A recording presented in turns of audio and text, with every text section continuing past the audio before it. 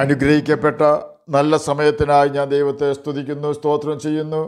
ദൈവവചനം ശ്രവിച്ചുകൊണ്ടിരിക്കുന്ന എല്ലാ ദൈവമക്കൾക്കും വീണ്ടും വരാമെന്നരുളി ചെയ്തവനായ കർത്താവായ യേശു ക്രിസ്തുവിൻ്റെ ധന്യനാമത്തിൽ ഞാൻ എൻ്റെ സ്നേഹവന്ദനം അറിയിക്കുന്നു.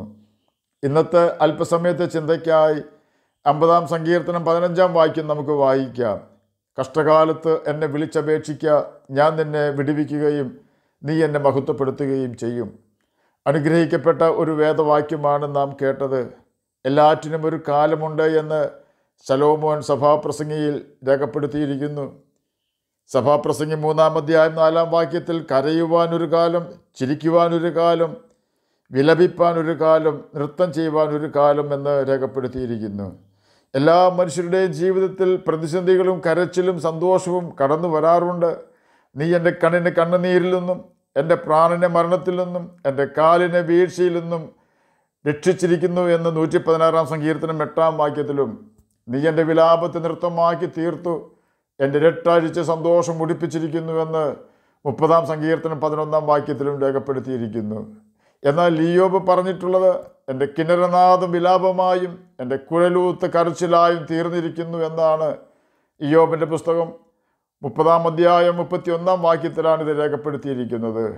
ഞങ്ങളുടെ ഹൃദയ സന്തോഷം ഇല്ലാതെയായി, ഞങ്ങളുടെ നൃത്തം വിലാപമായി തീർന്നിരിക്കുന്നു എന്നാണ് വിലാപങ്ങളുടെ പുസ്തകം 5-ാം അധ്യായം 15-ാം വാക്യത്തിൽ രേഖപ്പെടുത്തിയിരിക്കുന്നത്. നാം കേട്ട വാക്യങ്ങളിൽ വിലാപങ്ങളുടെ പുസ്തകത്തിൽ രേഖപ്പെടുത്തിയിരിക്കുന്ന കാര്യങ്ങൾ യഹൂദാ രാജ്യത്തിലെ ജനങ്ങളെക്കുറിച്ചും അവരുടെ രാജാവിനെക്കുറിച്ചുമുള്ളതാണ്. യെരുശലേമിൽ ഭരിക്കുകയും ജീവിക്കുകയും ചെയ്തിരുന്ന രാജാക്കന്മാരോടും ജനങ്ങളോടും പാപത്തിനെതിരെ ദൂതറിയിക്കുവാൻ യഹോവയായ കർത്താവ് കാലാകാലങ്ങളിൽ തൻ്റെ പ്രവാചകന്മാരെ അയച്ചിരുന്നു. എന്നാൽ ദൈവത്തിൻ്റെ പ്രവാചകന്മാർ ജനത്തോട് അറിയിക്കുന്ന സന്ദേശത്തെ അവർ അല്പം പോലും വകവയ്ക്കാതെ പ്രവാചകന്മാരെ കൊല്ലുകയും അടിക്കുകയും ഉപദ്രവിക്കുകയും ചെയ്തു. വർഷങ്ങളോളം ദൈവത്തോടും അവൻ്റെ പ്രവാചകന്മാരോടും അതിക്രമം ചെയ്തതിൻ്റെ ഫലമായി യിരെമ്യാ പ്രവാചകൻ്റെ പ്രവചന കാലത്ത് തന്നെ ദൈവം ബാബേൽ ചക്രവർത്തിയായിരുന്ന നെബൂഖദ്നേസർ രാജാവിനെ അയച്ച് യഹൂദാ രാജാവിനെയും ജനത്തെയും അടിമകളാക്കി ബാബേലിലേക്ക് കൊണ്ടുപോയി. ജനം അവിടെ കിടന്ന് കഷ്ടപ്പെടുന്നത് അറിഞ്ഞ യിരെമ്യാവ് ജനത്തിൻ്റെ കഷ്ടതയെക്കുറിച്ച് വിലാപങ്ങളുടെ പുസ്തകം 5-ാം അധ്യായം 15-ാം വാക്യത്തിൽ രേഖപ്പെടുത്തിയതാണ്. യഹൂദാ ജനത്തിൻ്റെ ഹൃദയ സന്തോഷം ഇല്ലാതെയായി, യഹൂദാ ജനത്തിൻ്റെ നൃത്തം വിലാപമായി തീർന്നിരിക്കുന്നു എന്നത്. യഥാർത്ഥത്തിൽ അവരുടെ ഹൃദയ സന്തോഷം മ്ലേച്ഛതയിലായിരുന്നു. പാപം ചെയ്യുന്ന കാര്യത്തിൽ യഹൂദാ രാജ്യക്കാർ, രാജാവും ജനങ്ങളും തന്നെ ഒരുപോലെ മത്സരിക്കുകയായിരുന്നു. യഹൂദാ ജനത്തിൻ്റെ നൃത്തം യഹോവയ്ക്ക് വേണ്ടി ആയിരുന്നില്ല, പിന്നെയോ ബാലിനെ രസിപ്പിക്കുന്നതിന് വേണ്ടിയായിരുന്നു. ദൈവത്തിൻ്റെ വചനമായ ബൈബിളിൽ ഏതെല്ലാം കാര്യങ്ങൾ ചെയ്യരുതെന്ന് പറഞ്ഞിട്ടുണ്ടോ അതെല്ലാം യഹൂദാ രാജ്യക്കാർ ചെയ്തു. നിങ്ങൾ പാപം ചെയ്യരുതെന്ന് പ്രവചിച്ച യിരെമ്യാവിനെ അവർ പൊട്ടക്കുഴിയിലിട്ടു. അതിൽ ചെളി മാത്രമേ ഉണ്ടായിരുന്നുള്ളൂ. അവൻ അതിൽ താഴ്ന്നു പോയി. രാജാവിനോ ജനത്തിനോ യിരെമ്യാവിനോട് അല്പം പോലും കരുണ തോന്നിയില്ല. അവൻ്റെ വാക്കുകൾ അനുസരിച്ചില്ല എന്ന് തന്നെയുമല്ല, കൂടുതൽ പാപങ്ങളിലേക്ക് അവർ കുതിച്ച് ചാടിക്കൊണ്ടിരുന്നു. ജീവനുള്ള ദൈവത്തിൻ്റെ തേജസ്സിനെ അവർ പുല്ല് തിന്നുന്ന കാളയ്ക്കും നശിച്ചു പോകുന്ന മനുഷ്യനും സമമാക്കിക്കൊണ്ട് വിഗ്രഹങ്ങളെ ഉണ്ടാക്കി. സൂര്യനെ ആരാധിച്ചു, മന്ത്രവാദിയായിരുന്ന നിമ്രോദിനെ ആരാധിച്ചു. ദൈവത്തിൻ്റെ ന്യായപ്രമാണത്തെ അവർ ഉപേക്ഷിച്ച് അവർ തന്നെ തങ്ങൾക്ക് വേണ്ടി എഴുതിയുണ്ടാക്കിയ പാരമ്പര്യത്തിൽ വിശ്വസിക്കുകയും പാപം ചെയ്ത് ദൈവത്തെ തള്ളിക്കളയുകയും ചെയ്തു. യിരെമ്യാ പ്രവചനം 8-ാം അധ്യായം 8-ാം വാക്യത്തിൻ്റെ അവസാന ഭാഗത്ത് ശാസ്ത്രിമാരുടെ കള്ളയെഴുത്തുകോൽ യഹോവയുടെ ന്യായപ്രമാണത്തെ വ്യാജമാക്കി തീർത്തുവെന്ന് രേഖപ്പെടുത്തിയിരിക്കുന്നു. ബൈബിളിലെ ഉൽപ്പത്തി, പുറപ്പാട്, ലേവ്യ, സംഖ്യ, ആവർത്തന എന്നീ പുസ്തകങ്ങൾ മോശയുടെ പുസ്തകം, പഞ്ചഗ്രന്ഥങ്ങൾ, ന്യായപ്രമാണ പുസ്തകങ്ങൾ എന്നീ പേരുകളിലാണ് ബൈബിൾ പഠിപ്പിക്കുന്നത്. ഈ പുസ്തകങ്ങളെ തെറ്റായി വ്യാഖ്യാനിക്കുന്ന ഒരു പുസ്തകമായിരുന്നു യഹൂദാ മതത്തിൻ്റെ പാരമ്പര്യം എന്ന പുസ്തകം. ജനങ്ങളെ ന്യായപ്രമാണം പഠിപ്പിക്കുന്നവരായിരുന്നു ശാസ്ത്രിമാർ. ഈ കൂട്ടർ കൈക്കൂലി മേടിച്ച് കുറ്റവാളികളെ രക്ഷപ്പെടുത്തുവാൻ തക്കവണ്ണം ന്യായപ്രമാണത്തെ ദുർബലമാക്കി കളഞ്ഞു. അപ്രകാരം ന്യായപ്രമാണം പഠിപ്പിക്കേണ്ടവർ ദൈവത്തിൻ്റെ കൽപ്പനകൾ ദുർബലമാക്കി കളഞ്ഞതിൻ്റെ അനേകം ഉദാഹരണങ്ങൾ കർത്താവായ യേശു ക്രിസ്തു എടുത്തു കാണിക്കുകയുണ്ടായി. അതിലൊരെണ്ണമാണ് കൊല ചെയ്യരുത് എന്ന പുറപ്പാട് പുസ്തകം 20-ാം അധ്യായം 13-ാം വാക്യം. ആരെങ്കിലും കൊല ചെയ്താൽ പുറപ്പാട് പുസ്തകം 21-ാം അധ്യായം 12-14 വാക്യങ്ങളുടെ അടിസ്ഥാനത്തിൽ അവർ മരണശിക്ഷ അനുഭവിക്കേണ്ടി വരും. ഒരു മനുഷ്യനെ അടിച്ചു കൊല്ലുന്നവൻ മരണശിക്ഷ അനുഭവിക്കണമെന്ന് പുറപ്പാട് പുസ്തകം 21-ാം അധ്യായം 12-ാം വാക്യത്തിലും, ഒരുത്തൻ കരുതിക്കൂട്ടി കൂട്ടുകാരന് ചതിച്ചു കൊന്നെങ്കിൽ അവൻ മരിക്കേണ്ടതിന് നീ അവനെ എൻ്റെ യാഗപീഠത്തെങ്കിൽ നിന്നും പിടിച്ചുകൊണ്ടു പോകണമെന്ന് പുറപ്പാട് പുസ്തകം 21-ാം അധ്യായം 14-ാം വാക്യത്തിലും രേഖപ്പെടുത്തിയിരിക്കുന്നു. എന്നാൽ ഈ വാക്യങ്ങൾ യഹൂദ ശാസ്ത്രിമാർ വ്യാഖ്യാനിച്ചുകൊണ്ട് പാരമ്പര്യത്തിൽ എഴുതി വെച്ചിരിക്കുന്നത് ആരെങ്കിലും കൊല ചെയ്താൽ ന്യായവിധിക്ക് യോഗ്യനാകുമെന്ന് മാത്രമാണ്. കൈക്കൂലി മേടിച്ച് കുറ്റവാളിയെ രക്ഷിക്കുവാൻ മഹാപുരോഹിതന്മാർക്കും യഹൂദന്മാരുടെ സുപ്രീം കോടതി ജഡ്ജിമാർക്കും നല്ല ഒരു അവസരം ഉണ്ടാകേണ്ടതിന് വേണ്ടിയാണ് അവർ ഇപ്രകാരം ചെയ്തത് എന്ന് ചിന്തിക്കുന്നതിൽ തെറ്റില്ല. ന്യായപ്രമാണത്തെ തെറ്റായി വ്യാഖ്യാനിച്ചുകൊണ്ട് ശാസ്ത്രിമാർ എഴുതിയുണ്ടാക്കിയ ട്രഡിഷൻ അഥവാ പാരമ്പര്യത്തെ യേശു വിമർശിച്ചുകൊണ്ട് തിരുത്തുകയാണ്. ഞാനോ നിങ്ങളോട് പറയുന്നു, സഹോദരനോട് കോപിക്കുന്നവനെല്ലാം ന്യായവിധിക്ക് യോഗ്യനാകും. സഹോദരനോട് നിസാര എന്ന് പറഞ്ഞാൽ ന്യായാധിപ സഭയുടെ മുമ്പിൽ നിൽക്കേണ്ടി വരും. മൂഢ എന്ന് പറഞ്ഞാലോ അഗ്നി നരകത്തിന് യോഗ്യനാകും. മത്തായി എഴുതിയ സുവിശേഷം 5-ാം അധ്യായം 21 മുതൽ 24 വരെയുള്ള വാക്യങ്ങളിൽ ഇതിനെക്കുറിച്ച് രേഖപ്പെടുത്തിയിട്ടുണ്ട്. ഒടുവിൽ ബാബേലിൽ കിടന്നവർ നിലവിളിക്കുകയാണ്. ബാബേൽ രാജാവ് അവരെ പീഡിപ്പിക്കുകയാണ്. എന്നെ കേൾക്കുന്ന പ്രിയ ദൈവമകനെ, ദൈവമകളെ, പാപത്തിൽ നിന്നും രക്ഷ നേടുവാൻ ദൈവം തന്ന അവസരങ്ങൾ നഷ്ടപ്പെടുത്തരുത്. നമ്മെക്കാൾ മിടുക്കന്മാരും മിടുക്കികളുമായി ജീവിക്കുന്നവർ പാപത്തിൽ രസിക്കുന്നത് കാണുമ്പോൾ നാം അവരെ വിട്ട് അകലം പാലിക്കണം. കാരണം നാം മുൻപ് കേട്ടതുപോലെ പാപത്തിൽ സന്തോഷിച്ചവർ നിലവിളിക്കേണ്ടി വരും. പാപത്തിൽ നൃത്തം ചെയ്തവർ തീരാ ദുഃഖത്തിലായത് നാം ഓർക്കണം. ഇന്നല്ലെങ്കിൽ നാളെ നിശ്ചയമായി ദൈവം പാപത്തിന് ശിക്ഷ വിധിക്കുമെന്നതിന് യാതൊരു സംശയമില്ല.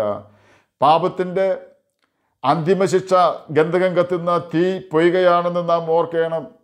യേശുവിൻ്റെ കാൽവരി ക്രൂശിലെ രക്തത്തിൽ ആശ്രയിച്ച് പാപത്തെ ഉപേക്ഷിച്ചൊരു ദൈവമകനും ദൈവമകളുമായി ജീവിക്കുവാൻ യേശുവേ എന്നെ സഹായിക്കണം എന്ന് പ്രാർത്ഥിച്ച് നാം മുന്നേറുന്നുവെങ്കിൽ നിശ്ചയമായും യേശു കർത്താവ് നമ്മെ പാപത്തിൻ്റെ ശക്തിയിൽ നിന്നും രക്ഷിക്കും. ഇനി നാം ചിന്തിക്കുവാൻ പോകുന്നത് ഇയ്യോബ് 30-ാം അധ്യായം 31-ാം വാക്യത്തിൽ എൻ്റെ കിന്നരനാദം വിലാപമായും എൻ്റെ കുരലൂത്ത് കരച്ചിലായും തീർന്നിരിക്കുന്നു എന്ന് ഇയ്യോബ് പറഞ്ഞ കാര്യങ്ങളെക്കുറിച്ചാണ്. ഇവിടെ ഇയ്യോബ് കിന്നരം വായിച്ചു കൊണ്ടിരുന്നതും കുരലൂതിക്കൊണ്ടിരുന്നതും യഹോവയെ സ്തുതിക്കുന്നതിന് വേണ്ടിയായിരുന്നു. ദൈവത്താൽ സാക്ഷ്യം ലഭിച്ചവനാണ് ഇയ്യോബ്. എൻ്റെ ദാസനായ ഇയ്യോബിനെ പോലെ വിശുദ്ധൻ ആരും ഇല്ല എന്നായിരുന്നു ഇയ്യോബിന് ദൈവം കൊടുത്ത സാക്ഷ്യം. ഇയ്യോബിൻ്റെ പുസ്തകം 1-ാം അധ്യായം 8-ാം വാക്യത്തിൽ നമുക്കിത് വായിക്കുവാൻ കഴിയും. എന്നിട്ടും ഇയ്യോബിന് പ്രതിസന്ധി വന്നു.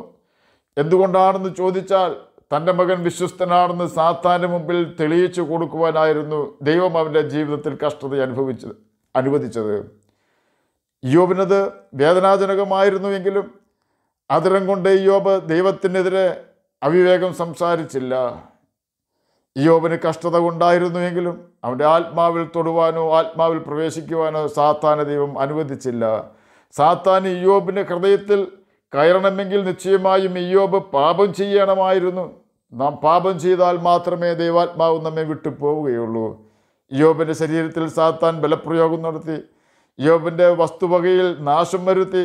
എല്ലാം നഷ്ടപ്പെട്ടുവെങ്കിലും തൻ്റെ ശരീരം പുഴുവരിച്ചു എങ്കിലും ദൈവത്തിൻ്റെ സഹിത്വം അവനുണ്ടായിരുന്നു. അതുകൊണ്ടാണ് പുഴുക്കളെ ഓട്ടിൻ കഷ്ണം കൊണ്ട് കുത്തിച്ചാടിക്കുമ്പോൾ പോലും ഇയ്യോബ് പറഞ്ഞത് എൻ്റെ വീണ്ടെടുപ്പുകാരൻ ജീവിച്ചിരിക്കുന്നു എന്നും അവനൊടുവിൽ പൊടിമേൽ നിൽക്കുമെന്നും ഞാൻ അറിയുന്നു. പുതിയ നിയമത്തിൽ കർത്താവായ യേശു ക്രിസ്തു തൻ്റെ കർത്തൃ പ്രാർത്ഥനയിൽ പരീക്ഷയിൽ നിങ്ങളെ പ്രവേശിപ്പിക്കരുതെന്ന് പ്രാർത്ഥിക്കണമെന്ന് പഠിപ്പിച്ചു. അതിന് കാരണം പത്രോസ് പറഞ്ഞതുപോലെ നാം പറയാതിരിക്കുവാനാണ്. മരിക്കേണ്ടി വന്നാലും ഞാൻ നിന്നെ വിട്ടു പോവുകയില്ല എന്ന് നാം പറയേണ്ടതിന് പകരം കർത്താവെ നിന്നെ ഉപേക്ഷിക്കുവാൻ ഇടവരാതെ എന്നെ സഹായിക്കണമേ എന്നുള്ള പ്രാർത്ഥനയാണ് ഏറെ നല്ലത്.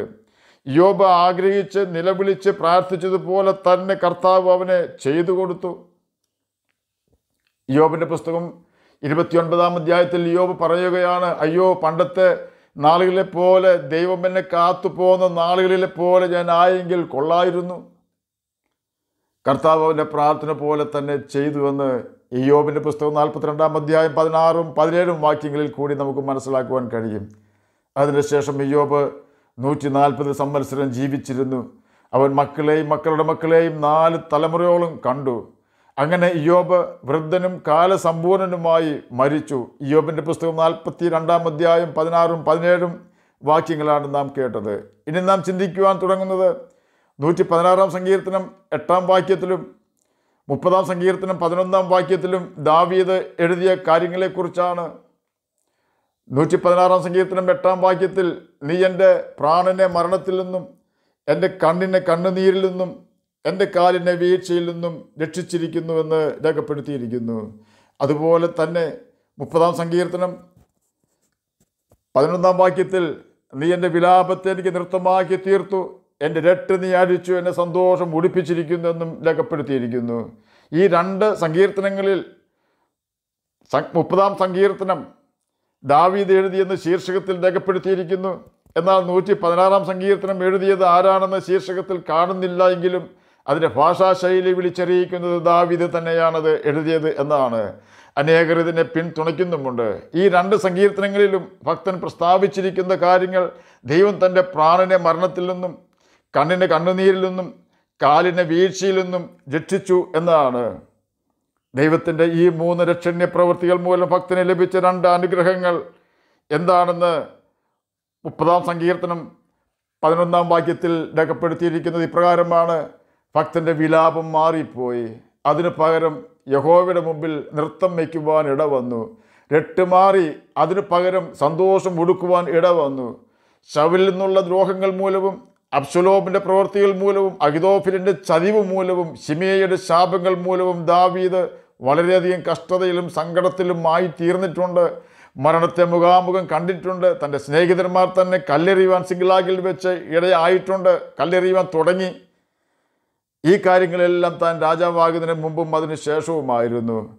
ബത്ശേബയോടുള്ള ബന്ധത്തിൽ ഊരിയാവിനെ വാൾ കൊണ്ട് കൊല്ലിച്ചതിന് ശേഷം താൻ ചെയ്യിച്ച കൊലപാതകവും താൻ ചെയ്ത വ്യഭിചാരവും മൂലം താൻ കൊല്ലപ്പെടുകയും നിത്യനരകത്തിൽ വീഴുകയും ചെയ്യുമായിരുന്ന സ്ഥാനത്ത് ദൈവം അവനെ നിത്യനരകത്തിൽ നിന്നും അവിടെയുള്ള കരച്ചിൽ നിന്നും ഭൂമിയിൽ ജീവിച്ചിരുന്നപ്പോൾ ഉള്ള രട്ടിൽ നിന്നും കരച്ചിൽ നിന്നും നിത്യനാശത്തിൽ നിന്നും വീണ്ടെടുത്തു.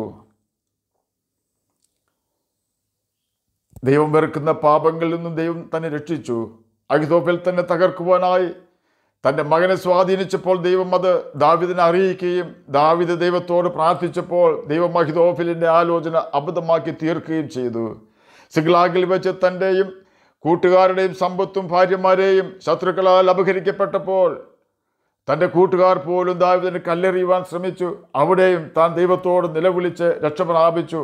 എപ്പോഴെല്ലാം ദാവീദ് നിലവിളിച്ചിട്ടുണ്ടോ അപ്പോഴെല്ലാം അവൻ രക്ഷിക്കുവാൻ ദൈവം ഓടി വന്നിട്ടുണ്ട്. ഗോലിയാത്തിൻ്റെയും സിംഹത്തിൻ്റെയും കരടിയുടെയും മുമ്പിലും ദൈവം ദാവീദിനെ ഉറച്ചു നിൽക്കുമാറാക്കി. കാരണം ദാവീദ് ദൈവത്തെ അനുസരിച്ചുകൊണ്ട് ദൈവത്തിൻ്റെ ആലോചനയ്ക്ക് ശുശ്രൂഷ ചെയ്തിരുന്നു. കർത്താവിൻ്റെ കൽപ്പനകൾ അനുസരിച്ചുകൊണ്ട് നമ്മുടെ പ്രതിസന്ധികളിൽ നാം കർത്താവിനോട് നിലവിളിക്കുന്നുവെങ്കിൽ നിശ്ചയമായി നമുക്ക് വേണ്ടി ഉത്തരം അരുളുന്നവനാണ് നമ്മുടെ സ്വർഗീയ പിതാവ്. അവൻ നമുക്ക് ആ യാഥാർത്ഥ്യം അവൻ നമുക്ക് ബോധ്യം വരുത്തുകയും ചെയ്യും. ഒരു കാര്യത്തിൽ നമുക്ക് വളരെ ശ്രദ്ധിക്കേണ്ടിയിരിക്കുന്നു. നാം അവൻ്റെ കൽപ്പനകൾ അനുസരിച്ച് ജീവിക്കുന്നുവെന്നും നമ്മുടെ ഹൃദയത്തിൽ ആർക്കെതിരെയും കയ്പും പകയും ഇല്ല എന്നും ആർക്കെതിരെയും നാം ഹൃദയത്തിൽ ദോഷം ചിന്തിക്കുന്നില്ല എന്നും ഉറപ്പ് വരുത്തി ജീവിക്കണം. അപ്രകാരം ഒരു വിശുദ്ധ ജീവിതം നയിക്കേണ്ടതിനായി നമുക്ക് ദൈവത്തിൻ്റെ കൽപ്പനകൾ അനുസരിക്കുകയും നിത്യജീവനെ പ്രാപിക്കുകയും ചെയ്യാം. അതിൽ കർത്താവ് നമ്മെ സഹായിക്കട്ടെ എന്ന് പ്രാർത്ഥിച്ചുകൊണ്ട് ഞാൻ എൻ്റെ വാക്കുകളിൽ നിന്ന് വിരമിക്കുന്നു. നമുക്ക് പ്രാർത്ഥിക്കാം. ഞങ്ങളെ സ്നേഹിക്കുന്ന സ്വർഗീയ പിതാവേ, നല്ല സമയത്തിനായി ഇങ്ങനെ സ്തുതിക്കുന്നു, സ്തോത്രം ചെയ്യുന്നു.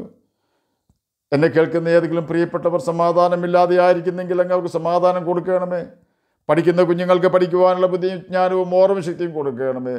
വാർദ്ധക്യത്തിലായിരിക്കുന്ന പ്രിയപ്പെട്ടവർക്ക് പ്രത്യാശയും ധൈര്യവും കൊടുക്കണമേ. ജനത്തിൽ കഷ്ടത അനുഭവിപ്പാൻ ഇടവരാതെ അങ്ങ് അവരെ സഹായിക്കണമേ. അങ്ങയുടെ കൽപ്പനകൾ അനുസരിച്ചുകൊണ്ട് നിത്യജീവൻ അവകാശികളായി തീരുവാൻ അടിയനെ കേൾക്കുന്ന അങ്ങയുടെ കുഞ്ഞുങ്ങളെ സഹായിക്കണമേ. പ്രാർത്ഥന കേട്ടതിനായി സ്തോത്രം. യേശുവിൻ്റെ നാമത്തിൽ തന്നെ ആമേൻ. കർത്താവ് എല്ലാവരെയും അനുഗ്രഹിക്കട്ടെ. സ്തോത്രം.